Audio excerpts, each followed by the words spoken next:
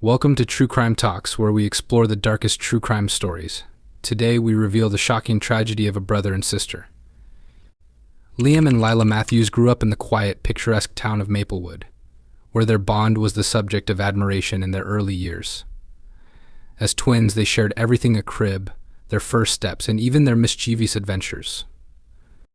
Their parents, James and Evelyn, often remarked on how inseparable they were, marveling at the unique connection that seemed to transcend the typical sibling relationship. However, beneath this idyllic surface, the Matthews household was fraught with turmoil. James and Evelyn's marriage was plagued by relentless arguments and infidelity, creating an unstable environment for the children. The twins found solace in each other, retreating into a world where they felt safe and understood.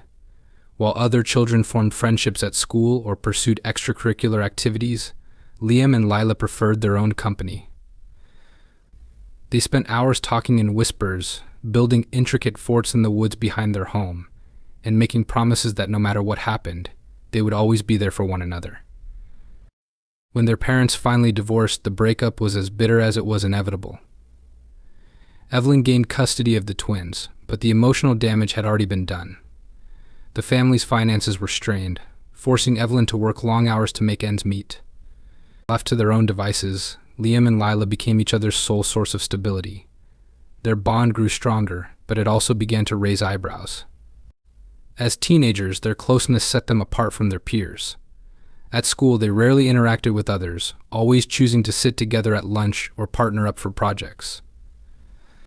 Teachers noticed how Liam would instinctively anticipate Lila's needs, finishing her sentences or retrieving items she needed before she even asked. Meanwhile, Lila fiercely defended Liam from anyone who teased him, lashing out in ways that were uncharacteristic for her otherwise gentle demeanor. Their attachment became the subject of gossip, but the twins didn't seem to care. By the time they turned 18, they had become increasingly withdrawn. While other classmates celebrated milestones like prom or graduation parties, Liam and Lila quietly planned their departure from Maplewood. They rented a small, secluded cabin on the outskirts of town, preferring isolation over the scrutiny they often faced. Their new home became their fortress, a place where they could live without judgment.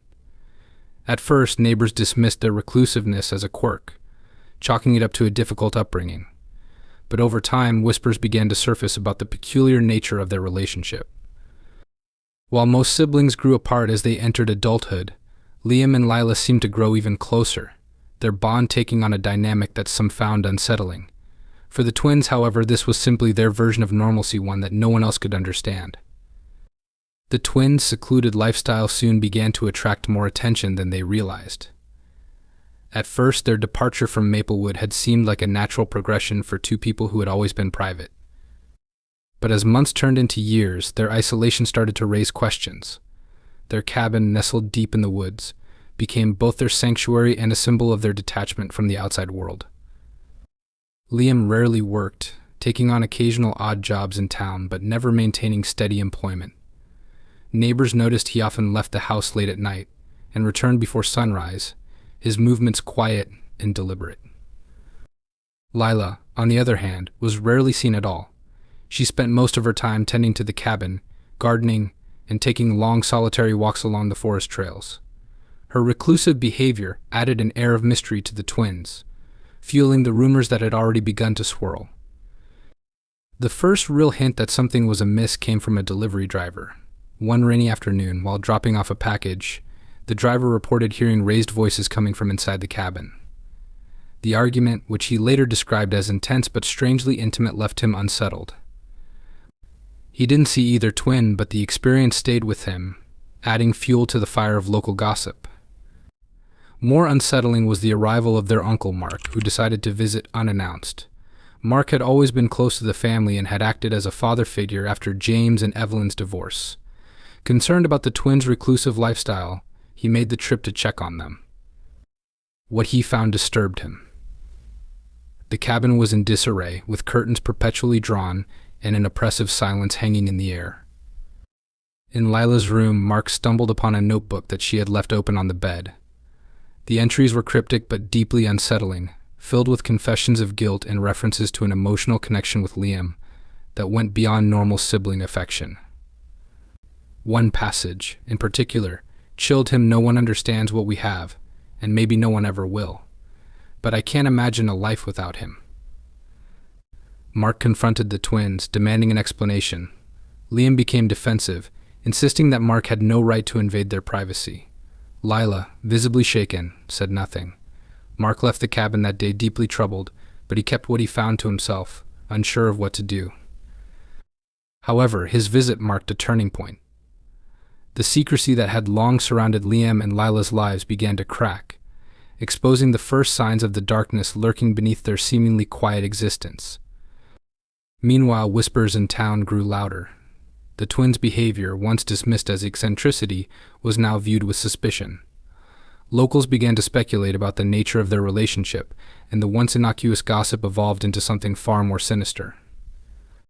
As the rumors surrounding Liam and Lila intensified, their world of carefully maintained secrecy began to unravel. It started with an anonymous tip to the local authorities. The caller claimed to have evidence of inappropriate behavior between the twins and insisted that the matter needed to be investigated. Although hesitant at first, law enforcement began to look into the allegations, quietly placing the siblings under surveillance. At first, nothing seemed overtly suspicious. The twins rarely left their cabin, and when they did, their interactions with others were minimal. Liam would occasionally visit the grocery store or hardware shop, while Lila stayed behind, keeping to herself. Despite their isolated lifestyle, small cracks in their facade began to appear. Investigators noticed Liam's increasingly erratic behavior, late-night trips into town, tense phone conversations overheard at gas stations, and an overall sense of unease that seemed to follow him wherever he went. Lila, too, began to show signs of strain. She was seen visiting multiple pharmacies over a short period, attempting to fill prescriptions under different names. When questioned by a pharmacist about the discrepancies, she became visibly nervous and left without completing the transaction. This incident was reported to the police, adding to the growing list of red flags. The most alarming piece of evidence came from a local man who had once dated Lila. He approached the authorities after a heated confrontation with Liam outside a diner. According to the man, Liam had threatened him, warning him to stay away from Lila. The man, unnerved by the encounter, provided police with a series of text messages from Lila. The messages were cryptic but pointed to something troubling. In one, she wrote, "I wish I could explain what we have, but no one would ever understand. They'd think it's wrong." Armed with this information, investigators decided to probe further. They interviewed neighbors, who described hearing strange noises from the cabin late at night, arguments, laughter, and at times unsettling silence. One neighbor claimed to have seen Liam and Lila walking hand in hand through the woods in a manner that seemed less like siblings and more like lovers. As the investigation deepened, Lila's behavior grew increasingly erratic. She stopped tending her garden, which had once been her pride and joy. She was often seen sitting on the cabin's porch, staring into the woods with a vacant expression. Liam, meanwhile, became more reclusive, avoiding even the limited interactions he used to have with locals. The growing scrutiny began to take its toll on the twins. The once impenetrable world they had built was now under siege, and the pressure was mounting. Despite their attempts to maintain their secrecy, it became clear that the truth was beginning to surface, threatening to expose the twisted reality they had worked so hard to hide. The night of the tragedy was marked by an ominous storm that seemed to mirror the turmoil brewing inside the twins' secluded cabin. The rain came down in torrents, lightning illuminating the dark forest surrounding their home, and thunder shaking the very ground. Neighbors, few and far between in the isolated area, later recounted hearing screams that pierced through the storm, followed by a haunting silence. When the police arrived at the cabin, responding to a frantic call from a nearby resident who had heard the commotion, they were met with a scene that was both tragic and deeply unsettling. Lila's lifeless body was found sprawled on the living room floor, a half-empty bottle of sleeping pills beside her. Liam sat on the ground next to her, cradling her in his arms, his clothes soaked not just from the rain but from his tears. His wails echoed through the small house, a desperate and heart-wrenching sound that haunted the responding officers long after that night. The room itself was eerily chaotic. Furniture was overturned, and broken glass littered the floor, as if some violent struggle had occurred before the final act of despair. A note lay on the coffee table, written in Lila's unmistakable handwriting. In the letter, she confessed to feelings of guilt and anguish over their relationship, calling it a love that was never meant to exist. She wrote of the overwhelming shame she felt and how the weight of their secret had become too much to bear. Her final words were a plea for forgiveness, not just from Liam but from the world she believed would never understand them. Liam was arrested at the scene. Initially, police suspected foul play, given the evidence of a struggle, but an autopsy confirmed that Lila had died from an intentional overdose. Still, questions remained. Investigators found a cache of hidden items in the cabin: letters, photographs, and video recordings that revealed the full extent of their relationship. The materials painted a picture of two people whose bond had grown into something obsessive and all-consuming, a relationship that spiraled into a dangerous dependency neither could escape. The evidence was chilling. In one video, Lila tearfully admitted that she felt trapped, torn between her love for Liam and the knowledge that their relationship was deeply taboo. In another, Liam vowed to protect Lila at all costs, even if it meant isolating themselves from the rest of the world.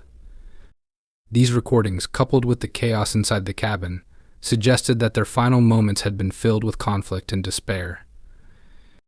The tragedy shocked a small town, leaving an indelible scar on the community. What had once been whispered rumors now became a horrifying reality, and the details of that fateful night were etched into local lore. The storm that raged outside the cabin that evening seemed to mark the end of an era, a final, violent culmination of the twins' dark and tragic bond. The aftermath of the tragedy sent shockwaves through the small town of Maplewood and beyond. The story of Liam and Lila Matthews was no longer just a subject of local gossip, it became a nationwide sensation as details of their lives emerged. News outlets latched onto the scandal, dissecting every aspect of their story and turning the once reclusive twins into a grim cautionary tale. Liam's arrest marked the beginning of a legal battle that gripped the public's attention. Charged with involuntary manslaughter and destruction of evidence, Liam faced a trial that was as much about uncovering the truth as it was about assigning blame. Prosecutors painted him as a manipulative figure who had coerced Lila into an unhealthy relationship, ultimately driving her to take her own life. They pointed to the letters, videos, and journal entries as evidence of his influence over her, arguing that their isolation and dependency had been by his design. Liam's defense told a different story.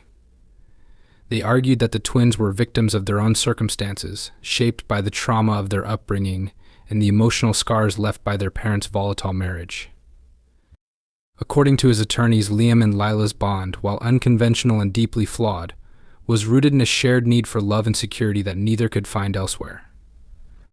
They portrayed Liam as a grieving brother who had lost the only person who truly understood him, not a predator who had pushed Lila toward her tragic end. The trial was filled with shocking moments. Footage of the twins' private recordings was played for the jury, leaving the courtroom in stunned silence. In one particularly haunting clip, Lila spoke directly to the camera, tears streaming down her face, as she confessed her love for Liam and the torment of living a life consumed by secrecy and shame. The raw emotion in her voice was undeniable, and it left many questioning whether Liam's actions were truly criminal or simply the result of two deeply damaged people who had lost their way. Ultimately, Liam was convicted of involuntary manslaughter and sentenced to 10 years in prison. The decision divided the community. Some believed justice had been served, while others felt that both Liam and Lila had been victims of their circumstances. The abandoned cabin became a morbid landmark, drawing curious visitors and thrill-seekers who were fascinated by the story of the doomed twins. In the years that followed, rumors of hauntings began to circulate. Locals claimed to hear faint whispers near the property or see fleeting shadows through the broken windows. Whether fueled by imagination or something more, the stories only added to the dark legend of Liam and Lila Matthews. Their story remains a chilling reminder of the dangers of isolation, unresolved trauma, and love that defies societal boundaries. It's a tale that left an indelible mark on Maplewood, ensuring that the memory of the twins' tragic lives would never truly fade away.